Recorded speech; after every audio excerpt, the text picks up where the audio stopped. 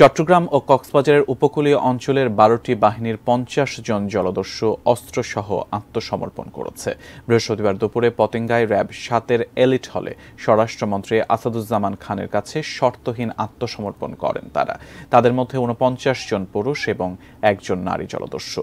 তারা দেশি বিদেশি ৯০টি অস্ত্র ও ২৮৩ রাউন্ড গুলি জমা দিয়েছেন। এর আগে ২০১৮ এবং ২০২০ সালে র্যাব ৭-এর তত্ত্বাবধানে চট্টগ্রাম ও কক্সবাজারের উপকূলীয় অঞ্চল হতে ৭৭ জন জলদস্যু আত্মসমর্পণ করেন। এর ফলে উপকূলীয় জলভাগে দস্যুতার ঘটনা কমে আসে। এই আত্মসমর্পণের মধ্য দিয়ে চট্টগ্রাম কক্সবাজারের উপকূলীয় অঞ্চল জলদস্যু মুক্ত হবার পথে অনেক দূরে এগিয়ে যাবে বলে আশা করেন স্বরাষ্ট্রমন্ত্রী। সংলগ্ন বাংলাদেশের সমগ্র উপকূলীয় অঞ্চলকে জলদস্যু ডাকাত মুক্ত ঘোষণা করব ইনশাআল্লাহ। সবাই আমরা একযোগে কাজ করব।